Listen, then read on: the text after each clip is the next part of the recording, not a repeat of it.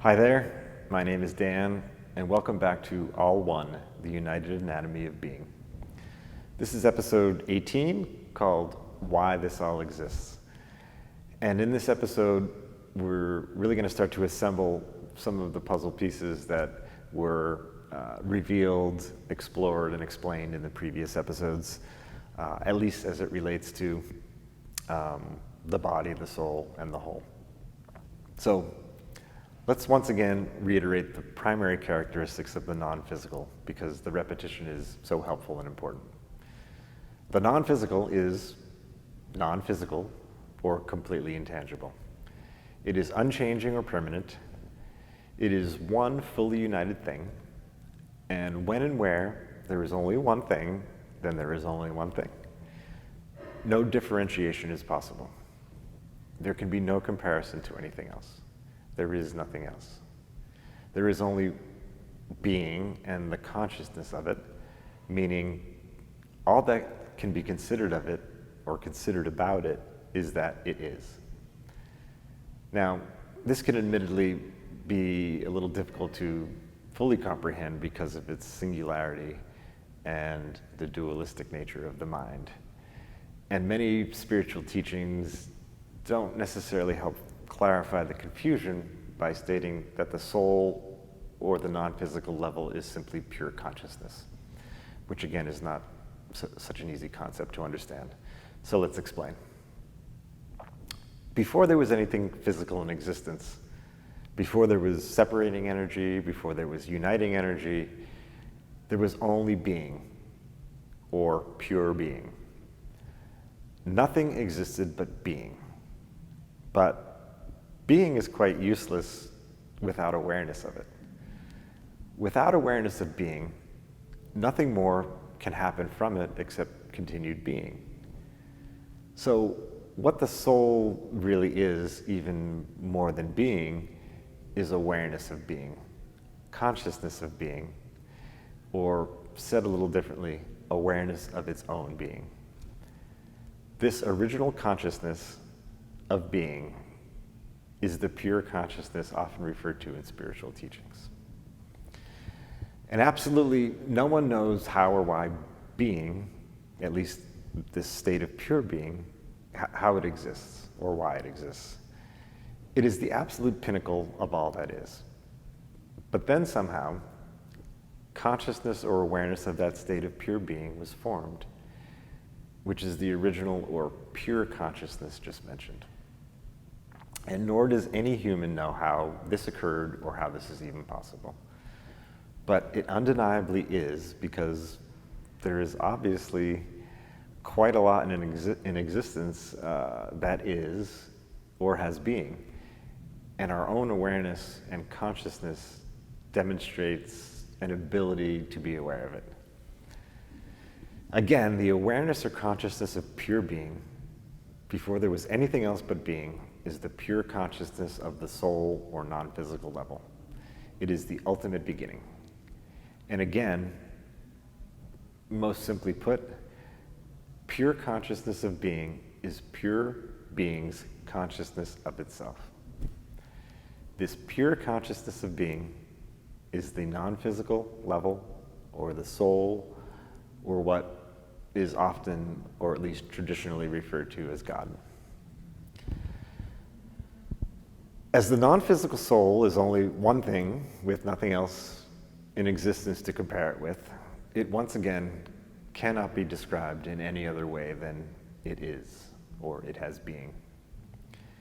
In truth, to get a little technical, it can't even be described as only one thing, because that would imply the existence of more than one thing. Nor could it really even be described as it is, because that implies the existence of something that is not. Really, there's just no words that can be used at all. But to best understand with our differentiating minds, the simplest or the easiest way to say this is that the non-physical soul just is. It's isness. And anything that is has a state of being. And being is wonderful. Being conscious or aware of it is even better. Imagine if we had no consciousness of our own being. It would be the same as not being. Okay, now let's put forth the idea that awareness or consciousness of only one thing that is unchanging, as blissful as it is, can become lonely or boring. While it is possible that there is other life in the universe of which we are unaware that might be more developed than human beings, as far as we currently know, human beings have the greatest capacity for awareness and consciousness compared to any other living beings, or at least individual awareness and individual consciousness. We also have a history of increasing consciousness as we continue to develop, and we have a trajectory of continued consciousness growth into the future. We also feel lonely when we are alone, and can become bored when we experience the same unchanging thing or the same unchanging things over and over for too long.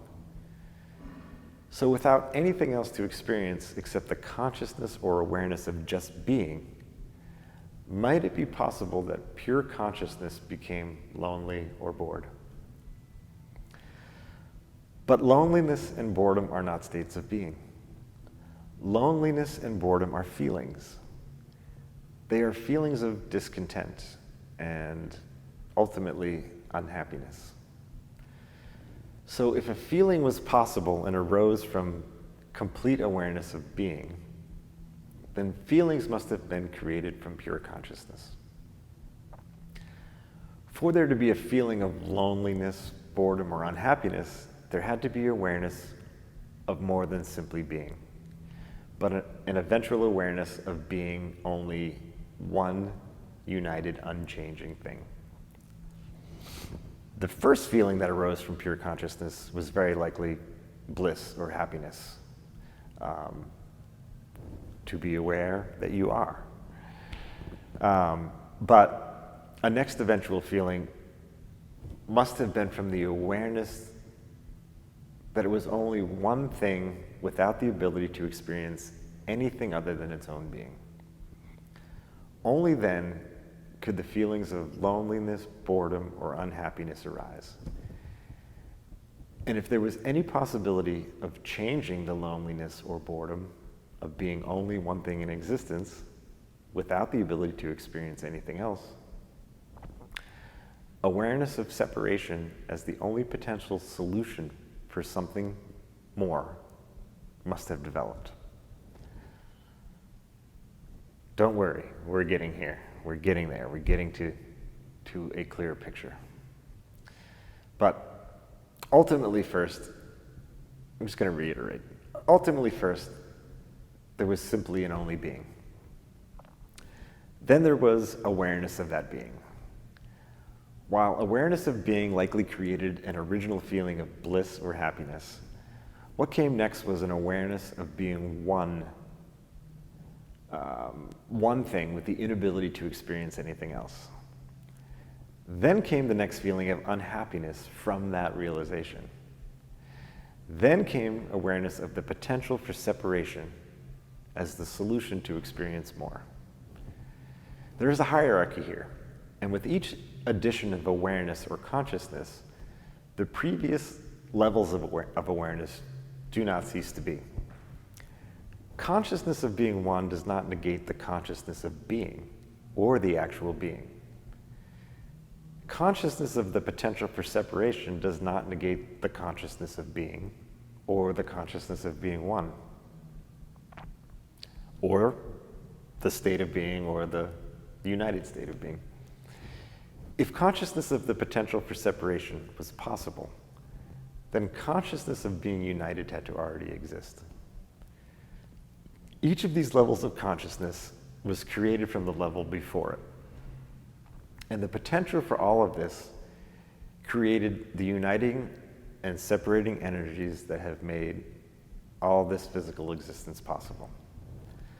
New levels were created beyond pure consciousness of being into consciousness of union and a uniting energy, into a consciousness of separation and a separating energy, all to fulfill a feeling of loneliness, boredom, or unhappiness, resulting from being only one thing in existence with nothing else to experience. Now, this is really important. Essentially, the entire physical universe exists from the separation of one united, unchanging source of pure consciousness of being, and it exists to see what else can be, which all exists for the adventure, excitement, and joy of new experience. However, complete separation without rejoining yields the same loneliness and boredom as being only one thing, and does not, therefore, address the problem or the feeling that ultimately created our entire physical universe. Complete separation without rejoining or continual uniting leads only to the opposite extreme of fully united loneliness and boredom. It leads to every separated thing being ultimately alone, without ability for new experience. Awareness or consciousness of this eventually leads to the same feelings of loneliness, boredom, and unhappiness. So, for there to be something new beyond either one fully united thing or an infinite amount of fully separated things, there must be a continual balance between separation and union, or said differently, a continual balance between separating and uniting energies. Separating energies separate and want to separate. Uniting energies unite and want to unite. So, can you imagine that at the new levels of consciousness, beyond the original pure consciousness of being, where a feeling of discontent arose that created the energy to separate from the already existing energy of union, an agreement between these two energies had to occur.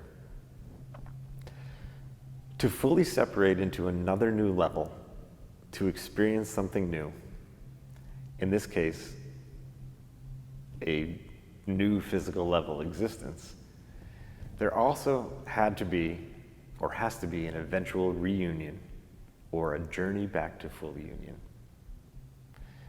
So again, with full separation and no reunion, nothing new can be created to experience.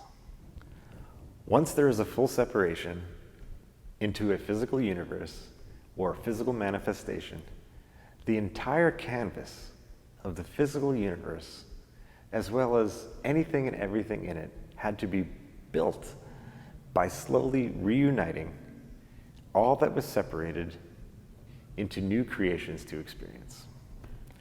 Again, both energies had to and have to exist to address the feeling of loneliness, boredom, and unhappiness. And they must exist in balance, which supports the model of motion already demonstrated and supports the full model of existence already demonstrated in previous episodes, which is, again, this circular model with a separation at the beginning, a rising journey towards an apex. It's really a separating energy towards an apex where there must be a return, where uniting energy becomes dominant and there's a return back to the source of being. You can see in this graphic that, of course, the physical universe or the physical level existence is the top arc, and underneath is the non-physical, where it's the source of all being, it is pure being and pure consciousness of being.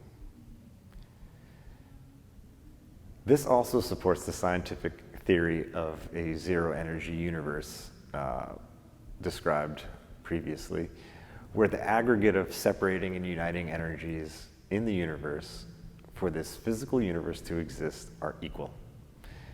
Whatever separates or is energetically pushed out from its source by a separating energy will eventually and equally unite or be pulled back into its source by a uniting energy.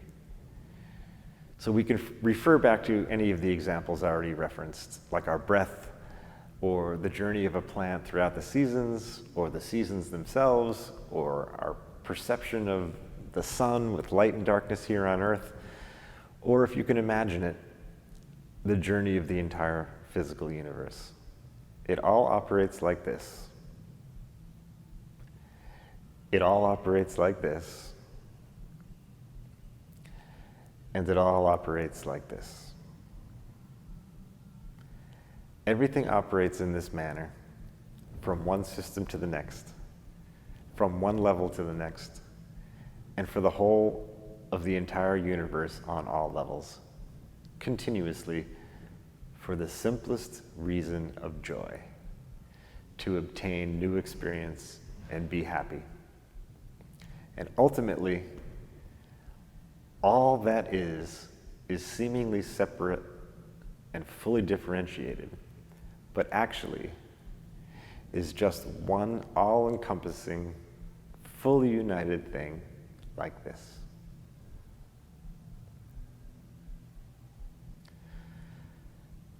In the next episode, we're going to demonstrate and illustrate the master map of the United Anatomy of Being. It's a lot of graphics, it's kind of fun, and helps, again, clarify this understanding. And thank you very much for joining me, and I do look forward to seeing you in the next episode.